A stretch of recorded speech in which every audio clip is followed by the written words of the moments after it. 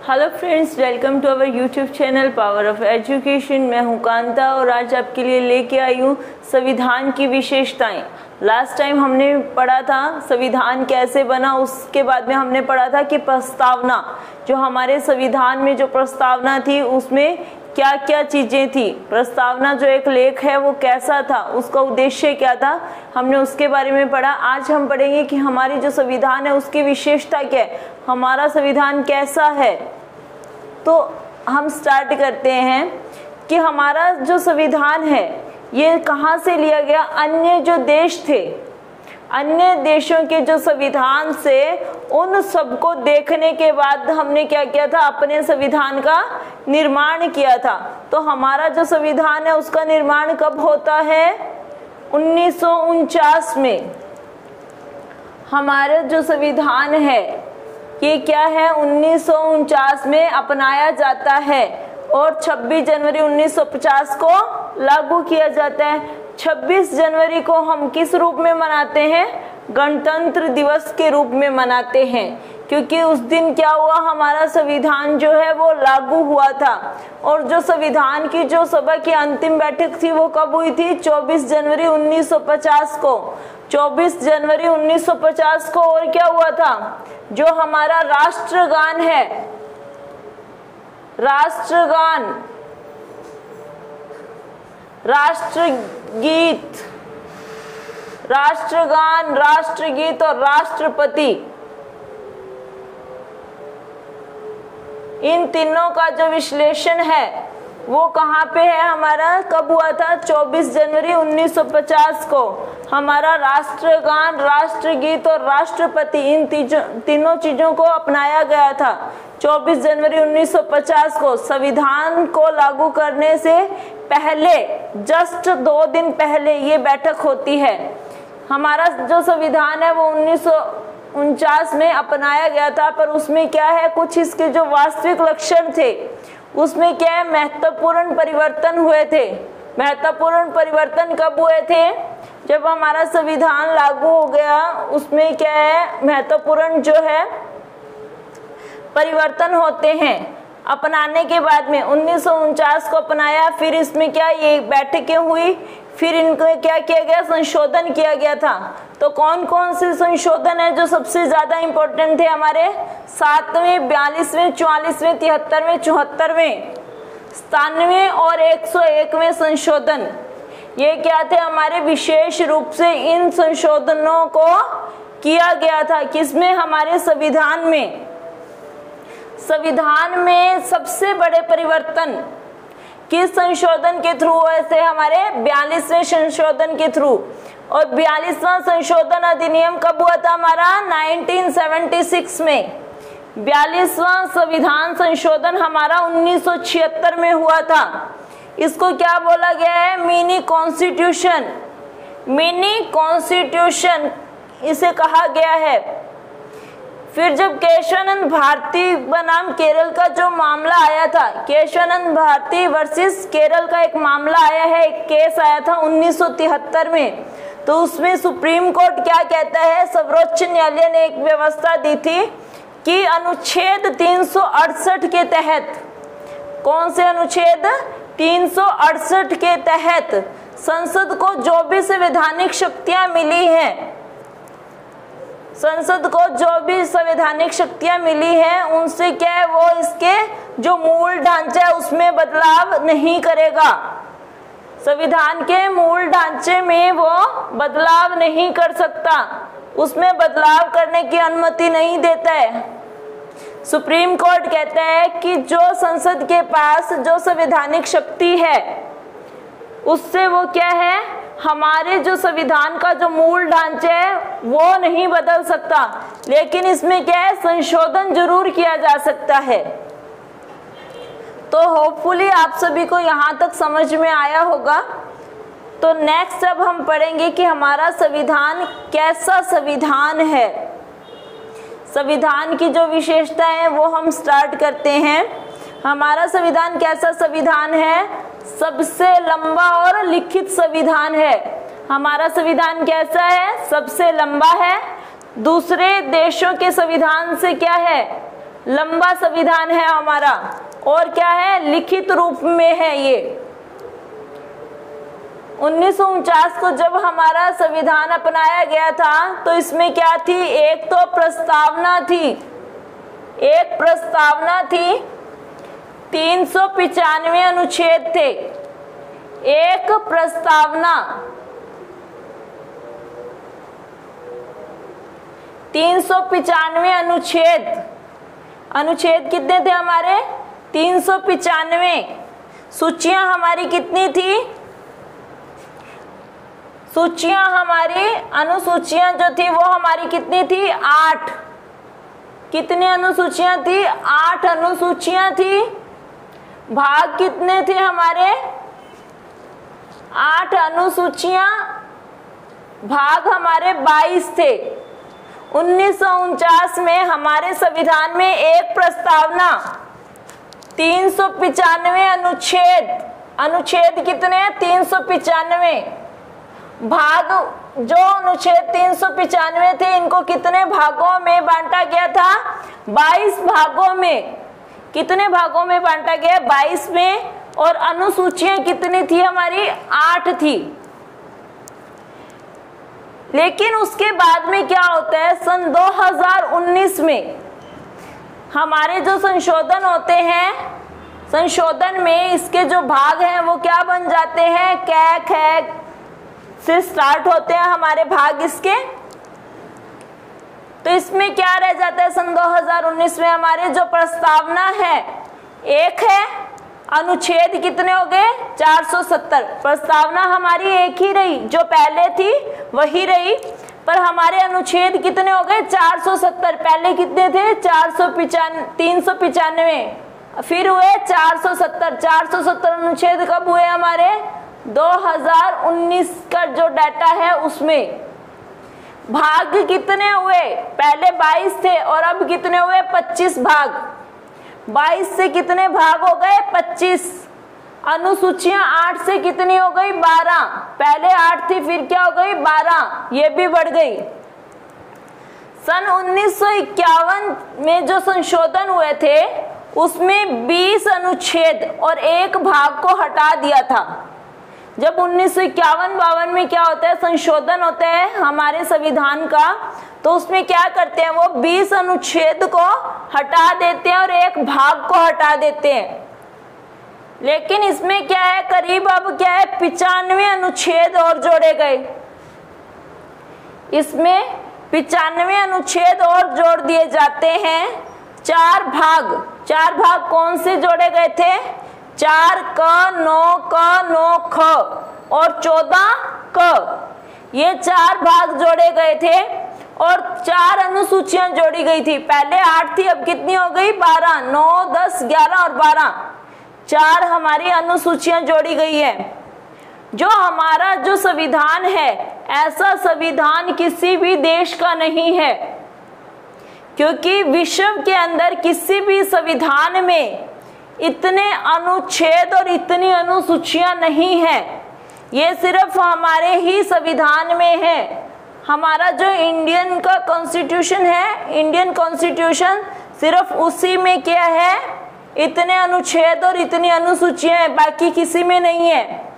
Next है विभिन्न स्रोतों से विहित। इसमें क्या है कि हमारा जो संविधान है उसको कौन कौन से पार्ट, कौन कौन से विषय कहाँ कहाँ से लिए गए थे, उनके बारे में डिस्कशन है। इनका जो स्रोत, हमारे संविधान का जो स्रोत है वो कौन रहा था, कहाँ से रहा था। तो डॉक्टर भीमराव अंबेडकर क्या कहते हैं हमारे संविधान के बारे में, कि वो गर्व के साथ एक घोषणा करते हैं। घोषणा क्या की थी उन्होंने, कि भारत के संविधान का निर्माण विश्व के विभिन्न संविधानों को छानने के बाद किया गया। क्योंकि हमारा जो संविधान बना था उससे पहले क्या किया था कि जो हमारी जो सभा थी, संविधान सभा थी, उसने क्या किया, अन्य जो देशों के संविधान थे उनके ऊपर डिस्कशन किया, उनके टॉपिक को पढ़ा, फिर उन पे डिस्कशन किया, फिर उनका कंक्लूजन निकाला, फिर उसका क्या किया, निष्कर्ष निकाला कि हमें कौन सी चीज कौन से देश के संविधान से लेनी चाहिए। फिर आता है हमारा ब्रिटेन और इंग्लैंड, यूके, इनके संविधान से हमें क्या मिला है? संसदीय शासन। क्या मिला है? संसदीय शासन। विधि निर्माण प्रक्रिया, ये हमें कहां से मिली है? विधि निर्माण प्रक्रिया या विधि का शासन। फिर है संसदीय विशेषाधिकार, मंत्रिमंडलों का, लोकसभा और एकल नागरिकता। यह हमें कहां से प्राप्त हुई है? ब्रिटेन का जो संविधान था उससे। इसमें क्या है? विधानसभाओं के प्रति जो सामूहिक उत्तरदायित्व है उसका क्या है? औपचारिक रूप से प्रधान कौन होगा? राष्ट्रपति। अब ये राष्ट्रपति जो है ये कहां से लिया गया? हमारे ब्रिटेन के संविधान से। इनका जो मुखिया है वो कौन रहेगा? हमारा राष्ट्रपति रहेगा। फिर अमेरिका के संविधान से हमने क्या लिया है? जो मौलिक अधिकार हैं हमारे, जो हमारे मौलिक अधिकार हैं, मूल अधिकार हैं, वो किसके संविधान से लिए गए हैं? अमेरिका के संविधान से। अमेरिका के संविधान से हमने मूल अधिकार, मौलिक अधिकार लिए और क्या लिए हमने? राष्ट्रपति और उपराष्ट्रपति का पद जो है, राष्ट्रपति और उपराष्ट्रपति का पद हमें कहां से प्राप्त होता है? अमेरिका के संविधान से। स्वतंत्र एवं निष्पक्ष जो न्यायालय है, स्वतंत्र और निष्पक्ष न्यायालय जो है हमें कहां से प्राप्त होता है? अमेरिका के संविधान से। न्यायिक जो पुनर्विलोकन है, जो हमारा न्यायिक पुनर्विलोकन है कि जो हमने डिसीजन लिया है उसको एक बार दोबारा से अगर देखा जाता है, जैसे कि अगर हमारा कोई भी केस है उसके बारे में हम डिस्ट्रिक्ट कोर्ट से कहाँ जा सकते हैं? हाई कोर्ट में जा सकते हैं। तो वो क्या होता है? जो हमारा न्यायिक जो हमें फैसला दिया गया उसका क्या है? पुनर्विलोकन होगा, उसको दोबारा से देखा जाता है। तो ये चीजें कहां से ली गई है? अमेरिका के संविधान से।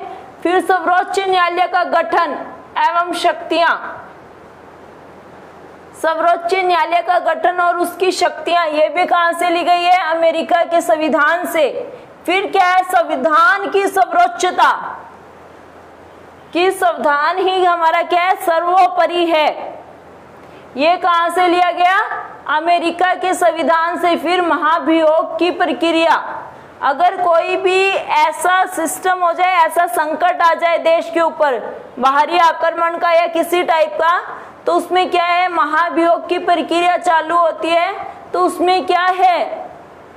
अमेरिका का जो संविधान है उसके थ्रू से हमने ये पॉइंट लिया था, ये विषय लिया था कि अगर ऐसी कंडीशन कल को हमारे देश में आती है तो हमें कैसे निपटना है। इसका कंक्लूजन कहां से लिया था? अमेरिका के संविधान से। फिर वित्तीय आपात, अगर देश की जो स्थिति है, देश में अगर भुखमरी का कुछ भी ऐसा फैलता है, वित्तीय स्थिति डाउन जाती है, तो उससे कैसे निपटा जाए, ये भी कहां से लिया गया? अमेरिका के संविधान से। नेक्स्ट आता है हमारा कनाडा का जो संविधान है, उससे हमने क्या लिया था? जो संघात्मक शासन व्यवस्था है, संघात्मक शासन व्यवस्था, यह भी हमने कहां से ली थी? कनाडा के संविधान से। इसमें क्या होता है? केंद्र और राज्य, इनके जो बीच की शक्तियां हैं उनका विभाजन होता है। केंद्र की शक्तियां कौन सी है, राज्य की शक्तियां कौन सी है, उनका विभाजन होता है।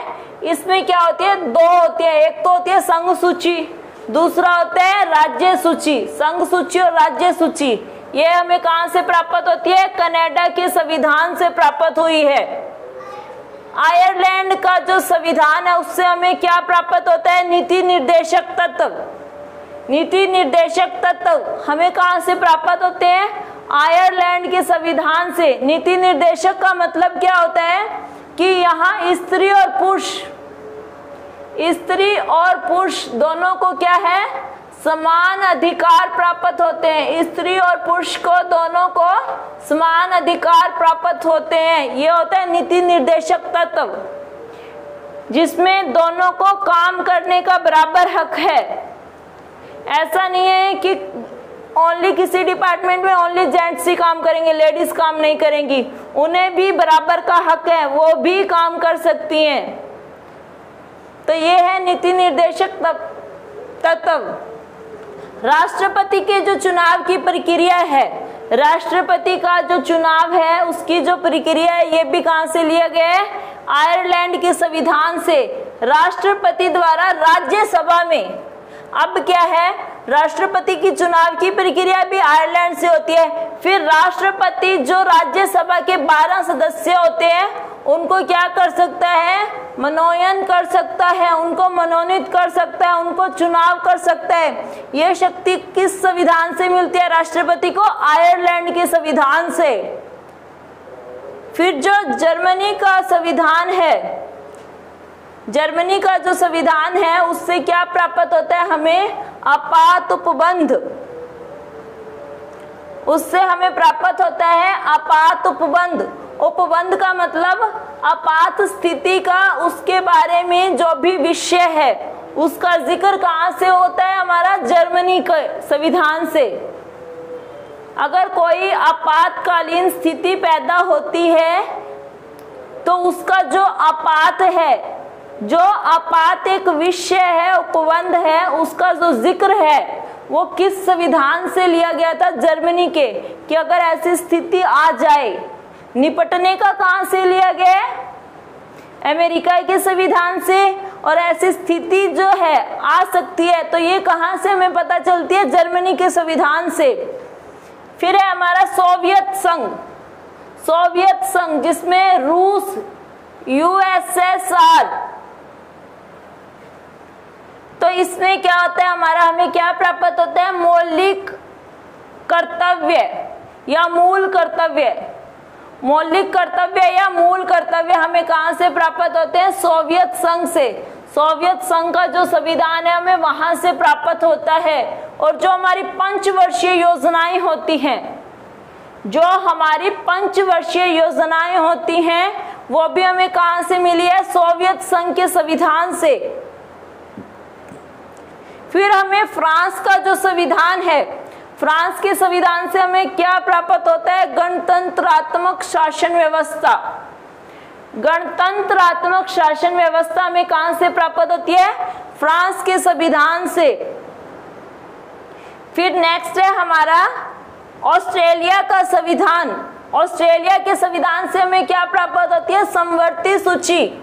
और कनाडा के संविधान से हमें क्या प्राप्त हुई थी? संघ सूची और राज्य सूची। उसमें क्या है? केंद्र और राज्यों की शक्तियों का विभाजन है। बट ऑस्ट्रेलिया के संविधान से हमें क्या मिली है? समवर्ती सूची। समवर्ती सूची का क्या मतलब है? कि जिसमें केंद्र और राज्य दोनों के लिए जो कानून है उसकी व्यवस्था होती है। इसमें समवर्ती सूची में केंद्र और राज्य दोनों के मामलों को देखा जाता है। दोनों के मामलों पर कानून की जो प्रक्रिया है वो किसमें होती है? समवर्ती सूची में होती है। फिर जो हमारी प्रस्तावना की भाषा है, प्रस्तावना की जो भाषा है हमारी, उसके रिगार्डिंग भी हमें जो अधिकार प्राप्त हुए वो कहां से प्राप्त हुए हैं? ऑस्ट्रेलिया के संविधान से। और जो दक्षिण अफ्रीका है उससे हमें क्या प्राप्त होता है? दक्षिण अफ्रीका से संविधान संशोधन की प्रक्रिया प्राप्त होती है। दक्षिण अफ्रीका के संविधान से हमें संविधान संशोधन की प्रक्रिया प्राप्त होती है। संविधान में जो संशोधन है उसको करने की प्रोसेस क्या है? वो हमें वो दक्षिण अफ्रीका के संविधान से प्राप्त हुई है। ऑस्ट्रेलिया से हमें क्या प्राप्त हुआ? समवर्ती सूची। कनाडा से हमें संघ सूची और राज्य सूची प्राप्त हुई है। फिर जापान के संविधान से हमें क्या प्राप्त होता है? कानून द्वारा स्थापित शब्दावली।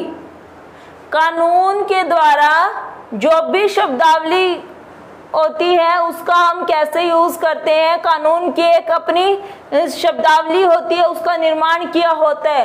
कुछ ऐसे शब्द जिनका हम प्रयोग करते हैं, हम प्रयोग कर सकते हैं, वो हमें कहां से प्राप्त होती है? जापान के संविधान से। अब हम चलते हैं विशेषताओं के तीसरे पॉइंट पर। विशेषताओं के तीसरे पॉइंट पे हमारे संविधान की विशेषताओं में इसमें है नम्यता एवं अनम्यता का समन्वय। नम्यता और अनम्यता का समन्वय। नम्य क्या होता है? नम्य का मतलब होता है नरम, लचीला, और अनम्य का मतलब क्या होता है? कठोर, सख्त। तो सबसे पहले हम देखेंगे कि नम्य संविधान कौन सा संविधान होता है। नम्य संविधान वह कहलाता है जिसमें संशोधन की प्रक्रिया कैसे होती है? जैसे आम कानूनों के निर्माण की होती है, वैसे ही क्या होती है? संविधान में संशोधन की प्रक्रिया होती है। जैसे किसी आम कानूनों के निर्माण की होती है प्रक्रिया, वैसे ही होती है संविधान में संशोधन करने की प्रक्रिया। तो ये कौन से संविधान में ऐसा है? ब्रिटेन का जो संविधान है वो क्या है? नम्य संविधान है, एक लचीला संविधान है। उसमें क्या है? अगर कोई संशोधन करना हो उनके संविधान में तो वो क्या है? आम कानूनों का जो निर्माण होता है वैसे इसमें क्या है? संशोधन करके नए कानून बना दिए जाते हैं। बट अनम्य या कठोर संविधान, अनम्य और कठोर संविधान किसे माना गया है? जिसमें संशोधन करने के लिए विशेष प्रक्रिया की एक ऐसी प्रोसेस, स्पेशल प्रोसेस का यूज किया जाता है, एक विशेष प्रक्रिया की आवश्यकता हो, उसे क्या बोलते हैं? अनम्य और कठोर संविधान। जैसे अमेरिका का संविधान, अमेरिका का संविधान क्या है? सख्त है, कठोर है और अनम्य है। नम्य संविधान किसका है? नरम संविधान किसका है? लचीला संविधान किसका है? ब्रिटेन का संविधान है। और हमारा संविधान कैसा है? न तो लचीला है और न ही कठोर है। हमारा संविधान कैसा है भारत का? न तो लचीला है और न ही कठोर है। हमारे जो संविधान के अंदर 300 अनुच्छेद 368 में जो हमारा केस हुआ था केशवानंद भारती वर्सेस केरला, उसमें क्या है? एक अनुच्छेद 368 में सर्वोच्च न्यायालय क्या बोलते हैं कि संसद की जो संवैधानिक शक्तियां हैं वो क्या है कि हमारा जो संविधान है उसके मूल ढांचे के अंदर परिवर्तन नहीं कर सकती कुछ भी। जो संविधान का मूल ढांचा है उसमें परिवर्तन नहीं होगा। हाँ, आप क्या कर सकते हैं? उसमें संशोधन कर सकते हैं। तो इसमें क्या है? अनुच्छेद 368 में 2 तरह के संशोधनों का प्रावधान है कि संशोधन होंगे तो किस तरह से होंगे। अब उनके बारे में बताया गया है कि कुछ उपबंधों को, कुछ विषयों को संसद में विशेष बहुमत से संशोधित किया जा सकता है। कुछ ऐसे विषय होते हैं जिन पे बातचीत करके संसद में विशेष बहुमत होगा तभी उसको संशोधित किया जाएगा। तो उदाहरण के तौर पे हम देखें कि दोनों सदनों में उपस्थित सदस्य और जो मतदान में भाग लेने वाले सदस्य है उनका कितना भाग होना चाहिए? 2/3 बहुमत होना चाहिए। उनका कितना भाग होना चाहिए? 2/3 बहुमत अगर उनको प्राप्त होता है। प्रत्येक सदन में कुल सदस्यों का जो बहुमत है वो भी प्राप्त होता है, तब क्या होगा? हमारा इसको संशोधित किया जाएगा। कुछ विषयों को संसद के थ्रू से संशोधित किया जाएगा, पर उसके लिए जो विशेष बहुमत चाहिए वो विशेष बहुमत क्या है कि दोनों सदनों के जो सदस्य उपस्थित होते हैं और जो मतदान में भाग लेने वाले सदस्य होते हैं, इसके अलावा उनका कितना होना चाहिए बहुमत? 2/3 बहुमत अगर उनसे प्राप्त होता है और प्रत्येक सदन में कुल जो सदस्यों का बहुमत होता है वो भी प्राप्त होता है, तो क्या होगा? संसद के द्वारा कुछ विशेष विषयों का संशोधन किया जा सकेगा। फिर नेक्स्ट इसका जो सेकंड हमारा है संशोधन का प्रावधान, वो क्या है? उसमें संसद के जो विशेष बहुमत होते हैं, कुछ अन्य प्रावधानों को संसद के जो विशेष बहुमत होते हैं, इसमें क्या है? जितने भी कुल राज्य हमारे भारत में कितने राज्य हैं? 29 राज्यों को क्या है? आधे से अधिक राज्यों के अनुमोदन। अब 29 राज्यों में से क्या है, आधे से ज्यादा, यानी कि इनकी संख्या 15 से ऊपर होनी चाहिए। अगर 15 से ऊपर राज्यों के जो है मेंबर वो क्या करते हैं, अगर अनुमति देते हैं किसी विषय पर तो क्या है, संशोधन किया जा सकता है। अनुमोदन से ही संशोधन किया जा सकता है, उसको संशोधित किया जा सकता है। नेक्स्ट जो हमारा पॉइंट है, फोर्थ, विशेषताओं में एकात्मक की ओर झुकाव के साथ संघीय व्यवस्था। एकात्मक की ओर झुकाव के साथ संघीय व्यवस्था। भारत का जो संविधान है उसमें क्या है, संघीय सरकार की स्थापना करता है। भारत का संविधान क्या करता है, संघीय सरकार की स्थापना करता है। भारत का संविधान संघीय सरकार की स्थापना करता है। और भारतीय जो संविधान है इसमें क्या है, बड़ी संख्या में एकात्मकता, बड़ी संख्या में क्या है, एकात्मकता है। और जो गैर संघीय लक्षण है वो भी क्या है, विद्यमान है। बड़ी संख्या में एकात्मकता और जो गैर संघीय जो लक्षण है वो भी क्या है, इसमें विद्यमान है। अब एकात्मकता का अगर हम उदाहरण देखें तो एक सशक्त केंद्र, पूर्ण रूप से सशक्त केंद्र, एक संविधान, संविधान हमारा सिर्फ एक है, एकल नागरिकता। एकल नागरिकता मतलब कि हमारा जो देश है उसमें जितने भी नागरिक हैं सबको एकल नागरिकता प्राप्त होगी, वो चाहे देश के किसी भी राज्य में हो, देश के किसी भी राज्य में हो, उनको सिर्फ एक ही नागरिकता प्राप्त होगी। और हमारा क्या है, संविधान का लचीलापन, संविधान का लचीलापन इसमें आता है। हमारा जो गैर संघीय लक्षण है उसमें विद्यमान हो जाता है। एकीकृत न्यायपालिक केंद्र द्वारा राज्यपाल की नियुक्ति, हमारा जो एकीकृत न्यायपालिका है उसके केंद्र के द्वारा क्या होती है, राज्यपाल की जो नियुक्ति होती है, ये भी हमारे किस में आती है, एकात्मकता का एक उदाहरण है संघीय व्यवस्था में। और अखिल भारतीय सेवाएं, अखिल भारतीय सेवाएं हमारी कौन सी होती हैं, जिसमें हमारे क्या है, आईएएस और आईपीएस, आईएएस और आईपीएस का जो चुनाव जो होते हैं, एग्जाम होते हैं, उनके थ्रू से आईएएस और आईपीएस जो चुने जाते हैं वो हमारी क्या है, अखिल भारतीय सेवाएं। ये किसके अंडर में होती है, हमारे संघीय व्यवस्था के अंदर आती है ये। फिर आपातकालीन प्रावधान, और इसमें क्या आता है, आपातकालीन प्रावधान है, ये भी हमारे किस में आता है, संघीय व्यवस्था में आता है। अब हमारा क्या है, संविधान में कहीं ना कहीं संघीय शब्द का इस्तेमाल है नहीं है, क्योंकि हमने पहले भी पढ़ा था कि हमारे संविधान को क्या बोला गया है, राज्यों का संघ। हमारे संविधान में संघीय शब्द का इस्तेमाल ना करते हुए क्या बोला गया है, राज्यों का संघ।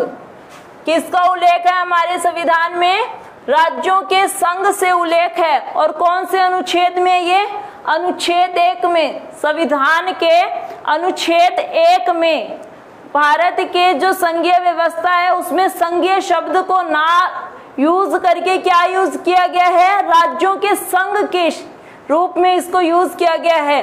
इसके 2 कारण थे, कौन कौन से, पहला तो है कि भारत जो है संघ और राज्यों के बीच में किसी भी समझौते का निष्कर्ष नहीं देता है।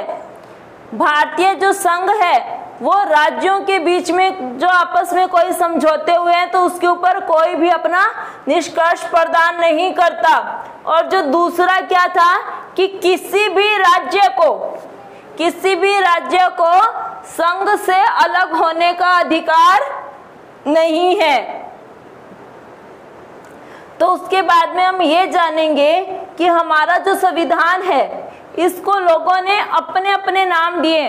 जैसे हम किसी छोटे बच्चे को अपनी तरफ से अपने नाम देते हैं ना प्यार से, तो वैसे क्या हमारे संविधान को भी लोगों ने क्या है, संविधान के जो हमारे सदस्य थे उन्होंने क्या किया था, अपनी तरफ से इसको कुछ नाम दिए गए हैं। तो किसने क्या नाम दिए अभी हम उनके बारे में जानेंगे।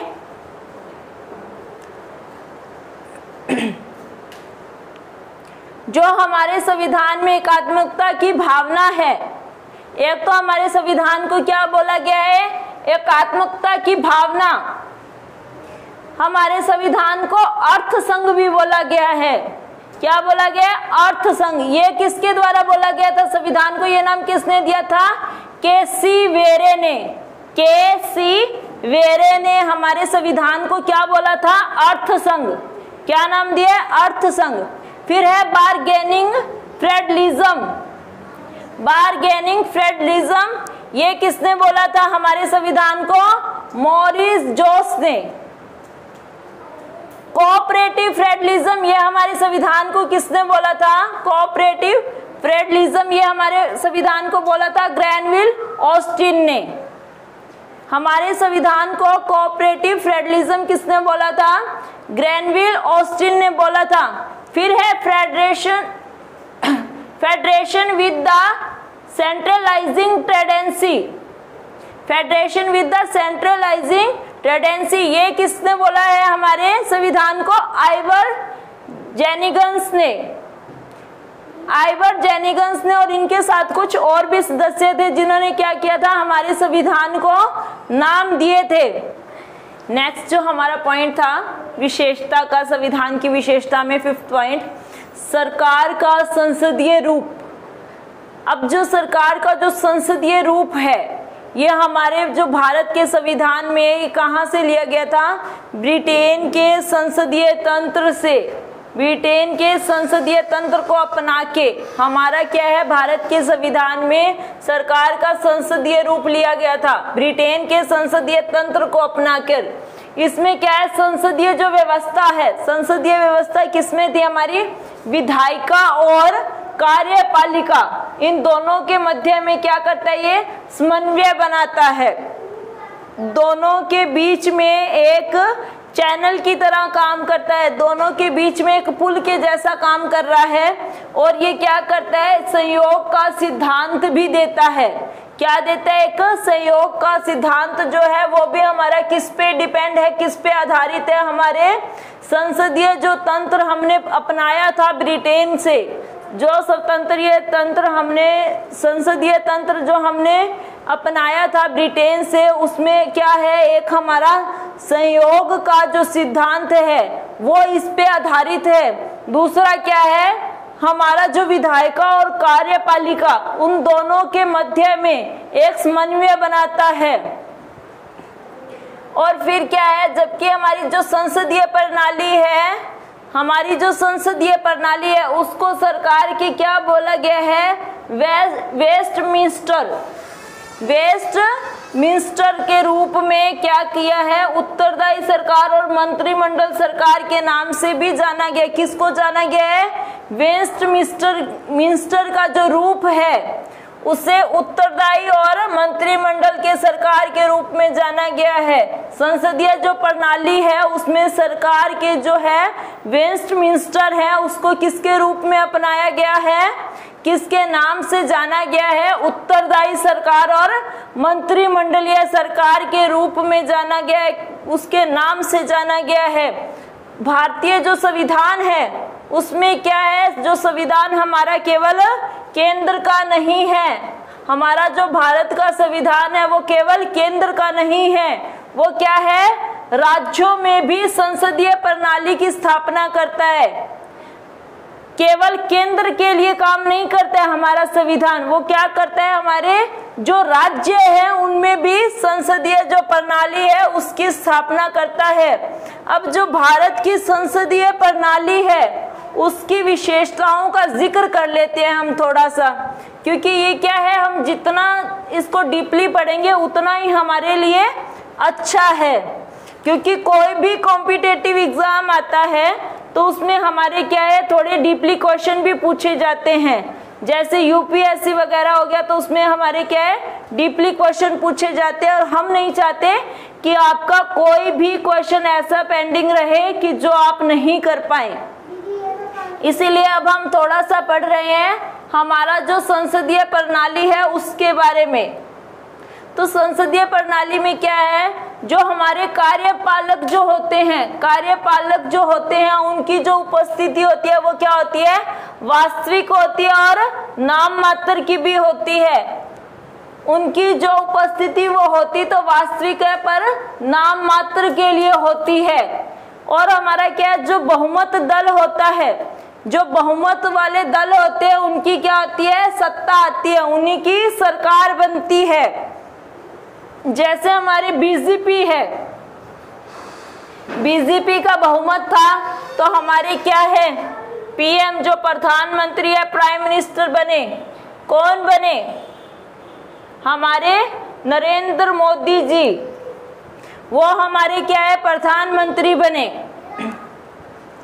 जैसे हमारे हरियाणा में क्या है कि जो बीजेपी की सरकार को बहुमत प्राप्त था तो हमें और क्या मिले थे, यहाँ से मुख्यमंत्री, सीएम जो हमारे हरियाणा के वो कौन है, श्री मनोहर लाल खट्टर जी, वो भी किसके हैं, बीजेपी के। क्यों, क्योंकि इनकी जो है सत्ता क्यों आई, क्योंकि इनको बहुमत प्राप्त था, इनको बहुमत प्राप्त था, इसीलिए क्या आई, बीजेपी की सरकार आई। फिर है हमारे जो विधायिका होती है उसके समक्ष क्या है, कार्य जो पालक होते हैं उनकी क्या है, संयुक्त जवाबदेही होती है। विधायिका के सामने कार्यपालिका की संयुक्त जवाबदेही होती है। फिर जो विधायिका में जो मंत्रियों की सदस्य होती है, मंत्रियों की सदस्यता विधायिका के अंदर, ये भी हमारे किसके अंदर आता है, संसदीय प्रणाली के अंदर आता है। जो भारत की संसदीय प्रणाली है उसमें आता है। प्रधानमंत्री या मुख्यमंत्री का नेतृत्व, ये भी हमारे संसदीय प्रणाली में आते हैं। निचले सदन का विघटन, निचले सदन को विघटित किया जाता है, इसका विघटन किया जाता है। किस निचला सदन किसे बोला जाता है, लोअर हाउस हमारा किसे बोला जाता है, लोअर हाउस हमारा लोकसभा को बोला जाता है, लोकसभा को हमारा लोअर हाउस बोला जाता है, निचला सदन बोला जाता है। और अपर हाउस हमारा किसको बोला जाता है, अपर हाउस हमारा राज्यसभा को बोला जाता है। अपर हाउस हमारा है राज्यसभा, राज्यसभा, राज्यसभा हमारा क्या है, अपर हाउस है। लोअर हाउस हमारा कौन सा है, हमारा लोअर हाउस कौन सा है, लोकसभा। अपर हाउस हमारा कौन सा है, राज्यसभा। अब क्या है कि लोकसभा को क्या है, इसके और भी टुकड़े कर दिए जाते हैं। तो किस में करते हैं, विधानसभा में। लोकसभा का जो विघटन है वो किस में हुआ था, विधानसभा में हुआ था। तो ये थी हमारे जो भारत की संसदीय प्रणाली है उसकी कुछ विशेषताएं जिनके बारे में हमने अभी पढ़ा है।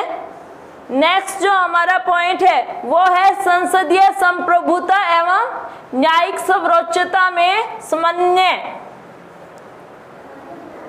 जो हमारी संसद की संप्रभुता का जो नियम है ये हमारे कहां से लिया गया है, ब्रिटिश के संसद से जुड़ा है। जो संसद की संप्रभुता का जो नियम है ये क्या है, एक नियम है। क्या, संसद की संप्रभुता। ये जो नियम है किससे जुड़ा हुआ है, ब्रिटिश संसद से। किससे जुड़ा हुआ है, ब्रिटिश संसद से जुड़ा हुआ है। जबकि जो न्यायपालिका की सर्वोच्चता है, न्यायपालिका की जो सर्वोच्चता है उसका जो सिद्धांत है वो कहां से जुड़ा है, हमारा अमेरिका सर्वोच्च न्यायालय से लिया गया है। अमेरिका के सर्वोच्च न्यायालय सुप्रीम कोर्ट से लिया गया है। अमेरिका की जो संविधान है उसमें क्या कहा गया है कि विधि की नियत प्रक्रिया का प्रावधान है। अमेरिका के संविधान में विधि की नियत प्रक्रिया का प्रावधान है, जबकि भारत के संविधान में क्या है, विधि द्वारा स्थापित प्रक्रिया। भारत का संविधान क्या है? हमारा विधि द्वारा स्थापित प्रक्रिया है। और ये प्रावधान हमारे कौन से अनुच्छेद में किया गया है? अनुच्छेद 21 में। भारत के संविधान में अनुच्छेद जो 21 है उसमें कौन सा प्रावधान किया गया था कि जो भारत का संविधान है वो क्या है? विधि द्वारा स्थापित प्रक्रिया है। नेक्स्ट जो हमारा पॉइंट है वो है एकीकृत और एवं स्वतंत्र न्यायपालिका। जो भारत का संविधान है वो एक ऐसी न्यायपालिका की स्थापना करता है जो अपने आप में क्या है? एकीकृत हो, पूर्ण रूप से एक हो और स्वतंत्र भी हो। जो भारत की न्याय व्यवस्था है उसमें क्या है? सर्वोच्च न्यायालय वो शीर्ष पर है। हमारा जो सुप्रीम कोर्ट है वो क्या है? सबसे ऊपर है। उसके बाद में क्या आते हैं? हमारे हाई कोर्ट आते हैं। उसके बाद में क्या आता है? हमारे हाई कोर्ट आते हैं। हाई कोर्ट हमारे कहाँ होते हैं? स्टेट गवर्नमेंट के अंडर में आते हैं। हमारा जो हाई कोर्ट है वो कौन से स्तर पर होता है? स्टेट गवर्नमेंट के स्तर पर होता है, स्टेट के ऊपर होता है। स्टेट लेवल पे हमारा जो न्यायिक व्यवस्था है उसका क्या है? जो न्यायालय है वो कौन सा होता है? उच्चतम न्यायालय। हमारा हाई कोर्ट, हमारा हाई कोर्ट कहाँ होता है? स्टेट का होता है, स्टेट स्तर पर होता है हमारा हाई कोर्ट। और जो सबसे हमारा ऊपर का जो होता है, जो सबसे शीर्ष पर सबसे ऊपरी जो है वो क्या है? हमारा सुप्रीम कोर्ट, सर्वोच्च न्यायालय हमारा सुप्रीम कोर्ट।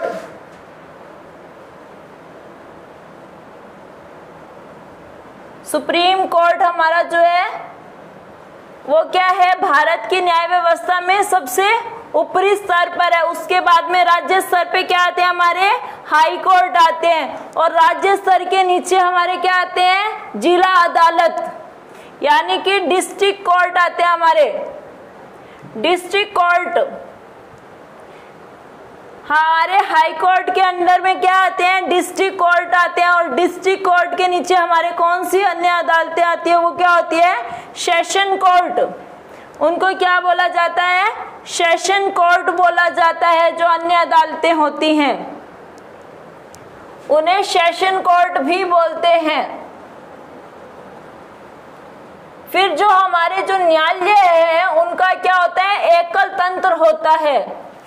ये क्या करते हैं? केंद्रीय कानूनों के साथ राज्य कानूनों को भी लागू करता है। ये क्या करता है? केंद्र के जो कानून होते हैं उनके साथ साथ जो राज्य के कानून होते हैं उन्हें भी लागू करवाता है, उन्हें भी लागू करता है। हमारा जो सर्वोच्च न्यायालय वो क्या है? एक संघीय अदालत है। कौन सी अदालत है? संघीय अदालत है सर्वोच्च न्यायालय। और संघीय शब्द का यूज हमारे संविधान में कहीं भी नहीं किया गया है। उसकी जगह पे क्या किया? यूज किया गया था? राज्यों के संघ के रूप में प्रयोग किया गया था। कौन से अनुच्छेद में? अनुच्छेद 1 में। तो ये जो हमारा जो शीर्ष न्यायालय है वो क्या करता है? जो हमारे नागरिक हैं, भारत के जितने भी नागरिक हैं उनके जो मौलिक अधिकार हैं उनका क्या है? रक्षा करता है। उनकी रक्षा की गारंटी देता है कि अगर आपके मौलिक अधिकारों के साथ कोई छेड़छाड़ हो रही है तो वो क्या करेगा? रक्षा करेगा। हम कहाँ पे जा सकते हैं? सुप्रीम कोर्ट में जाके दरवाजा खटखटा सकते हैं सुप्रीम कोर्ट का कि हमारा जो है, हमारे जो मौलिक अधिकार हैं उनका क्या है? हनन हुआ है। तो उसकी रक्षा के लिए कौन सा है हमारा कोर्ट? सुप्रीम कोर्ट है, जो क्या करता है? हमें रक्षा प्रदान करता है, रक्षा की गारंटी देता है हमारे मौलिक अधिकारों की। और ये क्या करता है? संविधान का संरक्षक भी होता है। और ये क्या होता है? संविधान का संरक्षक भी होता है। हमारा जो संविधान है इसकी क्या है? स्वतंत्रता के लिए कुछ प्रावधान किए गए हैं संविधान में। इसकी स्वतंत्रता, किसकी स्वतंत्रता? सुप्रीम कोर्ट की। हमारी जो न्याय व्यवस्था है, न्यायिक व्यवस्था है, उससे रिलेटेड क्या है, संविधान के अंदर कुछ इसके प्रावधान किए गए हैं। तो उसमें सबसे पहला क्या है, न्यायाधीशों की कार्यकाल की सुरक्षा। जो हमारे न्यायाधीश होते हैं, जो हमारे जज होते हैं, न्यायाधीश कौन होते हैं, हमारे जो जज होते हैं, जो हमारे जज होते हैं वो हमारे क्या होते हैं, हमारे न्यायाधीश होते हैं। उन्हें हम क्या बोलते हैं, जज बोलते हैं। जिन्हें हम जज बोलते हैं वो क्या होते हैं, हमारे न्यायाधीश होते हैं। और उनके जो कार्यकाल होता है उनकी क्या करता है, ये रक्षा करता है, उनकी सुरक्षा करता है। फिर जो न्यायाधीशों के लिए जो निर्धारित सेवाएं शर्तें हैं उनका ध्यान रखता है। जो हमारे जज होते हैं उनके लिए जो निर्धारित सेवाएं हैं, उनकी जो सेवाएं हैं, उनकी जो शर्तें हैं, उनको क्या करता है, ये ध्यान रखता है। हमारा जो भारत है उसमें क्या है, जो भारत की संचित निधि है उसमें क्या है, सर्वोच्च न्यायालय के जितने भी खर्चे हैं उनका वहन, सर्वोच्च न्यायालय के जो सभी खर्चे हैं उनका जो वहन होता है उनको भी देखता है। कौन देखती है, हमारे भारत की संचित निधि है जो, वो क्या देखती है, सर्वोच्च न्यायालय के जितने भी खर्चे हैं उन चीजों को ध्यान में रखती है। वो कहाँ उनके खर्चे हो रहे हैं उन चीजों का ध्यान रखती है। तो नेक्स्ट इसमें हम क्या पढ़ रहे हैं कि जो सेवा विनीति जो है हमारे, उसके बाद में क्या होती है, अदालत में जो कामकाज होते हैं, सेवानिवृत्ति के बाद में जो अदालत में कामकाज होते हैं उनको क्या है, उन पे रोक होती है। फिर जो विधायिका में जो न्यायाधीशों के कामकाज होते हैं उनकी चर्चा पर भी रोक होती है। विधायिका के अंदर क्या है, जो हमारे न्यायाधीश होते हैं, जो उनके कामकाज होते हैं उनके ऊपर चर्चा करने का इनको कोई अधिकार नहीं है। किनको अधिकार नहीं है, विधायिका के अंदर इनके बारे में चर्चा करने का उन्हें कोई अधिकार नहीं है, उन पे रोक लगाई गई है। और अगर कोई भी इन चीजों को नहीं मानता है, अवमानना के लिए उन्हें क्या दिया जाता है, दंड देने की शक्ति भी है, उन्हें पुनिशमेंट देने की पावर भी रखता है।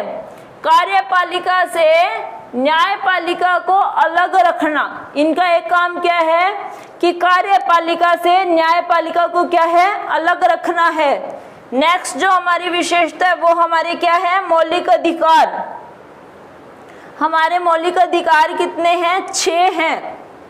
तो ये हमारे कौन से संविधान के कौन से भाग में आते हैं, संविधान के हमारे तीसरे भाग में आते हैं हमारे मौलिक अधिकार।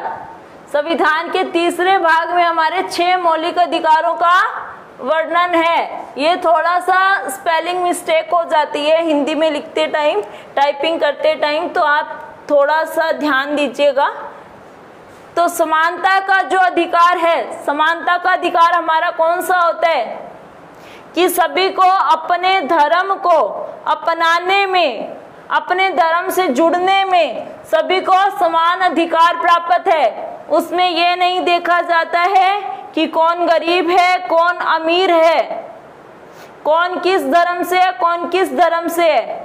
कोई किसी का धर्म परिवर्तन नहीं कर सकता है। हाँ, इंसान खुद अपना धर्म परिवर्तन करना चाहे तो वो उसको क्या है, स्वतंत्रता है। तो हमारा जो समानता का अधिकार है वो कौन से अनुच्छेद में आता है, अनुच्छेद 14 और 15 में। समानता का अधिकार मीन्स सभी को बराबर का अधिकार है अपने धर्म को अपनाने का। कार्यों के अंदर कोई भी हम एग्जाम देते हैं तो उसमें भी सबको क्या है, समान अधिकार प्राप्त है, सभी एग्जाम दे सकते हैं। उसमें ये नहीं देखा जाएगा कि ये कौन सी कास्ट से है या कौन से रिलीजियस से या कौन से धर्म से है। फिर है हमारा स्वतंत्रता का अधिकार। कोई भी इंसान अपनी इच्छा से, अपनी स्वेच्छा से अपने किसी भी धर्म को परिवर्तित कर सकता है, किसी भी धर्म को अपना सकता है। तो ये कौन से अनुच्छेद में, हमारा 19 से 22 अनुच्छेद में इसका विवरण किया गया है। अनुच्छेद 14 और 15 में हमारे समानता के अधिकार का विवरण है और अनुच्छेद 19 से 22 में हमारे स्वतंत्रता के अधिकार का विवरण है। फिर शोषण के विरुद्ध अधिकार। शोषण, अगर किसी का शोषण हो रहा है, मीन्स किसी के मौलिक अधिकारों का शोषण हो रहा है, तो वो किस में हमारे दिया गया है? अनुच्छेद 23 और 24 में। इसका विवरण कहाँ है? अनुच्छेद जो हमारा 23 है और अनुच्छेद जो 24 है, इसमें हमारे जो शोषण के विरुद्ध हमारे जो अधिकार प्राप्त है, आवाज उठाने का अधिकार प्राप्त है, तो वो क्या है हमारा? कौन से अनुच्छेद में हमें बताया गया है? अनुच्छेद 23 और 24 में। फिर है धार्मिक स्वतंत्रता का अधिकार। अब हम धार्मिक जो स्वतंत्रता है कि हम अपने किसी भी धर्म से रिलेटेड कहीं पे भी प्रोग्राम कर सकते हैं। हमारे धर्म से रिलेटेड हम कहीं पे भी प्रोग्राम कर सकते हैं। जैसे लोग कथाएं करवाते हैं, आपने भी देखा होगा, कथा इधर उधर चलती रहती हैं, तो वो क्या है? एक धार्मिक स्वतंत्रता का अधिकार प्राप्त है। तो ये क्या है कि कोई भी पूजा अर्चना, कोई भी अपनी पूजा अर्चना कैसे भी कर सकता है, ये क्या है? उन्हें धार्मिक स्वतंत्रता प्राप्त है, जिसका विवरण कहा गया हमारे अनुच्छेद 25 से 28 में किया गया है। फिर है सांस्कृतिक व शिक्षा का अधिकार। सबको क्या है? शिक्षा के समान अधिकार प्राप्त हैं। सबको शिक्षा के समान अधिकार प्राप्त हैं। तो उसमें क्या है? सब अपने शिक्षा की तरफ बढ़ावा देने के लिए ये अधिकार बनाए गए थे। अपनी संस्कृति को अपनाते हैं, वो अपनी संस्कृति को, जैसे सबकी संस्कृति अलग अलग होती है, विवाह की जैसे जो भी हमारे कार्य होते हैं वो सबके अलग होते हैं। किसी के 7 फेरे होते हैं हिंदू धर्म में, किसी के 4 फेरे होते हैं, किसी के कैसे ही। तो ये क्या है? ये हमारी संस्कृति है, एक समाज की संस्कृति है, एक वर्ग की जो संस्कृति है उसका उन्हें अधिकार प्राप्त है, उस पे कोई रोक टोक नहीं कर सकता है। फिर शिक्षा का सबको समान अधिकार प्राप्त है। ऐसा नहीं है कि सिर्फ अमीर के बच्चे पढ़ सकते हैं, गरीब के बच्चे नहीं पढ़ सकते, या ऊंची जाति के बच्चे पढ़ सकते हैं, निम्न जाति या निम्न वर्ग के बच्चे नहीं पढ़ सकते। सबको शिक्षा का क्या है? समान अधिकार प्राप्त है। ये हमारे कौन से अनुच्छेद में इसका विवरण किया गया है? अनुच्छेद 29 से 30 में।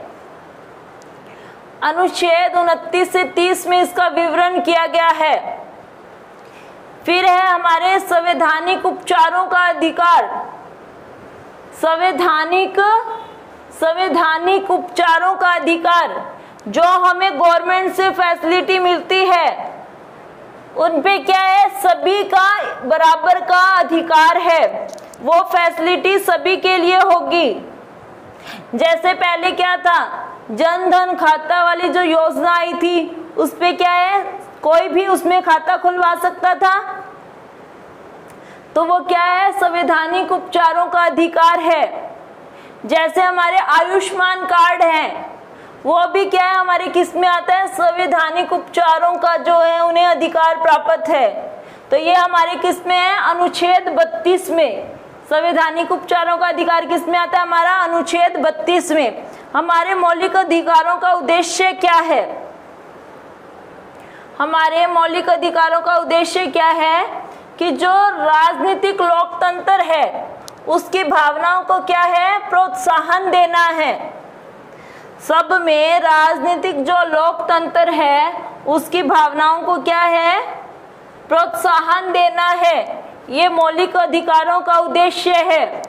और जो कार्यपालिका और विधायिका है उनके जो मन मानने का जो कानून होते हैं, कार्यपालिका और विधायिका के जो मनमाने कानून होते हैं, उनका क्या है?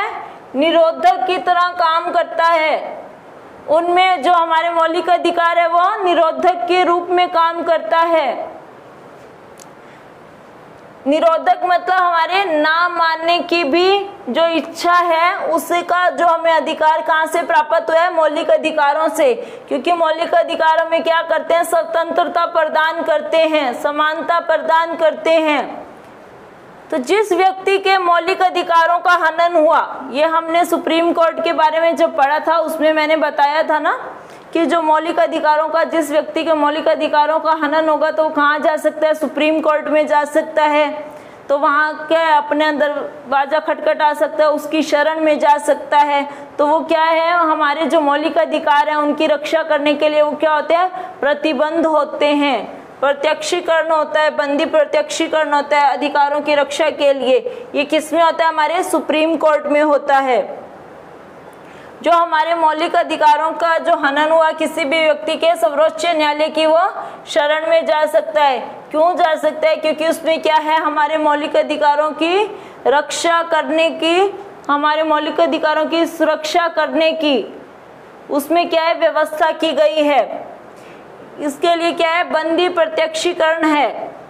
फिर है परमादेश। परमादेश, अगर हमारे जो है पूरे देश के ऊपर अगर कोई विपत्ति या संकट आता है तो वहां पे परमादेश लागू हो सकता है। परमादेश का मतलब क्या है कि सुप्रीम कोर्ट का जो फैसला होगा वो क्या है, सभी को मान्य होगा। फिर है प्रतिषेध अधिकार पृच्छा।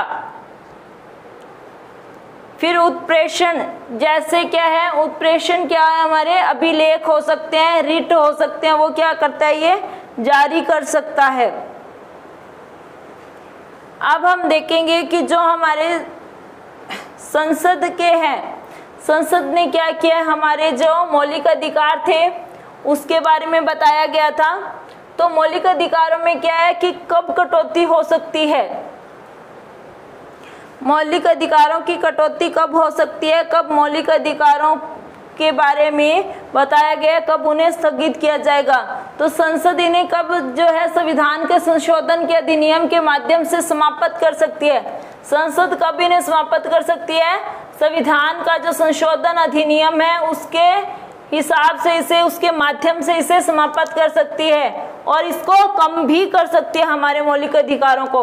अनुच्छेद 20 और 21 द्वारा, अनुच्छेद जो हमारे 20 और 21 हैं उनमें क्या प्रावधान किया गया है कि प्रदत्त अधिकारों को छोड़कर, अगर जो हमारे प्रदत्त अधिकार हैं सिर्फ उनको छोड़ने के अलावा अगर कोई राष्ट्रीय आपातकाल की स्थिति आती है तो हमारे क्या है, जो मौलिक अधिकार है उन्हें स्थगित किया जाएगा। सिर्फ उनमें कौन से अधिकार छोड़े जाएंगे, प्रदत्त अधिकार ही छोड़े जाएंगे, बाकी सबको स्थगित कर दिया जाएगा। फिर है नेक्स्ट हमारा 9 पॉइंट, राज्य के नीति निर्देशक सिद्धांत।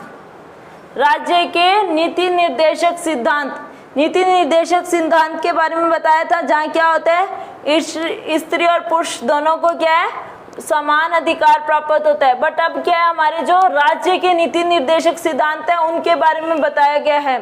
तो उसमें क्या है, डॉक्टर भीमराव अंबेडकर, उनके अनुसार क्या है, जो राज्य के नीति निर्देशक सिद्धांत है वो क्या है, हमारे संविधान की एक अनूठी विशेषता है।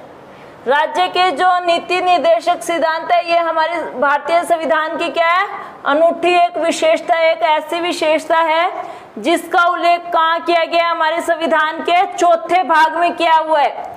तीसरे भाग में हमारे क्या किया गया था, हमारे संविधान के तीसरे भाग में क्या किया गया था, मौलिक अधिकारों के बारे में बताया गया था। और चौथे में क्या है, राज्य के नीति निर्देशक जो सिद्धांत है उनका जिक्र किया गया है। इसको 3 वर्गों में बांटा गया है, 3 वर्गों में विभाजित किया गया है। एक तो सामाजिक, दूसरा गांधीवादी, तीसरा उदार बौद्धिक। सामाजिक और आर्थिक लोकतंत्र को ये क्या है, बढ़ावा दे रहा है। हमारा जो राज्य के नीति निर्देशक सिद्धांत है वो क्या करता है, सामाजिक और आर्थिक लोकतंत्र को बढ़ावा देता है। और इससे ये क्या करता है, भारत में एक कल्याणकारी राज्य की स्थापना करता है। इसका मूल जो है, सिद्धांत का मूल उद्देश्य क्या है, एक कल्याणकारी राज्य की स्थापना करना है। इन्हें क्या लागू करना है कि राज्य का जो नैतिक कर्तव्य है, राज्य का जो नैतिक कर्तव्य है, किंतु इनको जो पृष्ठभूमि में वास्तविक शक्ति है वो क्या है, राजनीतिक है। राजनीतिक बोले तो जनता, इनकी जो पूरी शक्तियां वो किसके निहित होती है? हमारी जनता के, हम लोगों की निहित होती है।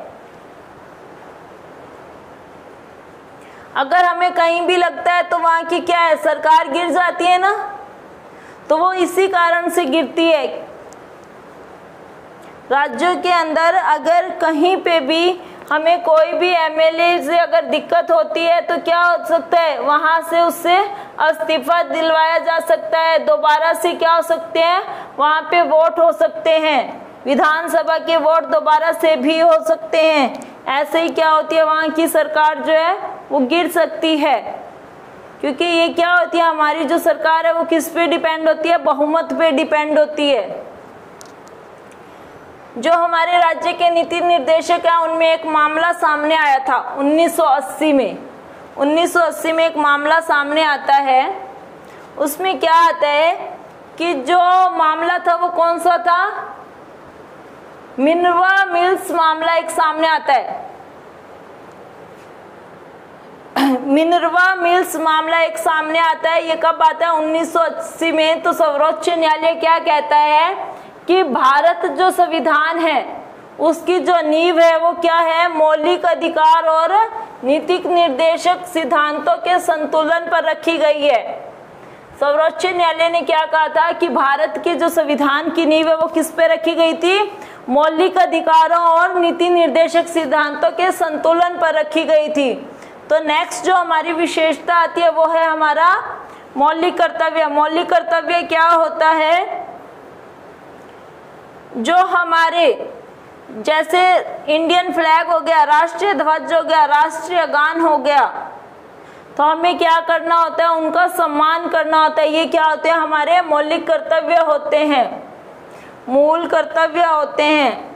हमारे जो संविधान है उसके अंदर क्या किया गया है? मौलिक कर्तव्यों का उल्लेख किया गया है मूल संविधान के अंदर। इसका वैसे तो कोई स्पेशल उल्लेख नहीं है मूल संविधान के अंदर, पर इसको किसके थ्रू से जोड़ा गया था? संशोधन के थ्रू से जोड़ा गया था। जो हमारे मौलिक कर्तव्य है वो किसके थ्रू से जोड़े गए थे? संशोधन के थ्रू से। मूल संविधान हमारा कब तैयार होता है? 1949 को तैयार हो जाता है हमारा संविधान, और क्या है? 1950 को अपनाया जाता है। तब तक क्या है? हमारा जो मौलिक कर्तव्य है उनके बारे में जिक्र नहीं होता है। फिर क्या है? इनका जो जिक्र किया, इनकी जो मौलिक कर्तव्य के लिए जो सिफारिश की थी वो किसने की थी? स्वर्ण सिंह समिति के द्वारा। इन्हें स्वर्ण सिंह समिति की जो सिफारिश है उसके आधार पर 42वां संशोधन, 42वां हमारा संविधान संशोधन अधिनियम 1976 में हुआ, जिसके बारे में हमने पहले पढ़ा था। इसमें क्या हुए थे? कई बड़े परिवर्तन हुए थे इस संशोधन में। कई बड़े परिवर्तन के अंतर्गत क्या आता है? एक हमारा मौलिक कर्तव्य भी आता है, जिसके माध्यम से आंतरिक आपातकाल 1775 से 1777 के दौरान इसको शामिल किया गया था। किसको शामिल किया गया था? आंतरिक कोई आपातकाल आ जाता है उसको शामिल किया गया था। सन 2002 में जो 86वां संशोधन होता है तब क्या है? इसमें एक और मौलिक कर्तव्य को जोड़ दिया जाता है। पहले जो हमारे मौलिक कर्तव्य थे वो कब 42वें संशोधन में किसकी सिफारिश से इसमें डाले गए थे? संविधान में 42वें संशोधन के द्वारा 1976 में हुआ था, उसमें स्वर्ण सिंह समिति की सिफारिश के द्वारा जोड़े गए थे। फिर सन 2002 में जब 86वां संशोधन होता है तो उसमें हमारा क्या है? एक और मौलिक कर्तव्य को जोड़ दिया जाता है। और ये हमारे संविधान के कौन से भाग में आता है? 4A में। हमारा जो संविधान का जो भाग है 4, उसमें क्या आते हैं? हमारे राज्य के नीति निर्देशक सिद्धांत आते हैं। और 4A में हमारा क्या आता है? अब मौलिक कर्तव्यों का जिक्र आता है। संविधान के 4A में हमारा किसका जिक्र आता है? मौलिक कर्तव्यों का जिक्र आता है। इसमें केवल क्या है? एक अनुच्छेद है। इसमें सिर्फ एक के अनुच्छेद दिया गया है इस भाग में, वो है 51A। कौन सा है? 51A। हमारा जो संविधान का भाग जो है 4A, उसमें सिर्फ एक ही क्या है? अनुच्छेद है, सिर्फ एक अनुच्छेद है। वो कौन सा है? 51A। 51 कै जो है वो हमारा सिर्फ एक ही अनुच्छेद इसमें जोड़ा गया है, सिर्फ एक अनुच्छेद। भाग कौन से में? 4A में। इसके तहत क्या है कि भारत का जो भारतीयों का जो भारत के नागरिक है उनका मौलिक कर्तव्य क्या होता है कि वह संविधान, राष्ट्र ध्वज और राष्ट्रगान का आदर करें, राष्ट्र की संप्रभुता, एकता और अखंडता की रक्षा करें। हमारी जो मिश्रित संस्कृति है, हमारी संस्कृति कैसी है? मिश्रित है, सभी की मिलीजुली है, तो उसकी क्या है? समृद्ध धरोहर का अनुरक्षण करें। सभी लोग आपस में कैसे रहें? भाईचारे की भावना से रहें और भाईचारे की भावना का विकास करें। ये किस में हमारे बताया गया है? संविधान के भाग 4A में, जिसमें सिर्फ एक अनुच्छेद है 51 कै। हमारे जो मौलिक कर्तव्य है वो कब जोड़े गए थे? 42वें संशोधन के अंदर जोड़े गए थे। और इसमें एक मौलिक कर्तव्य और जोड़ा गया, वो कब जोड़ा गया था? सन 2002 में 86वें संशोधन में जोड़ा गया था।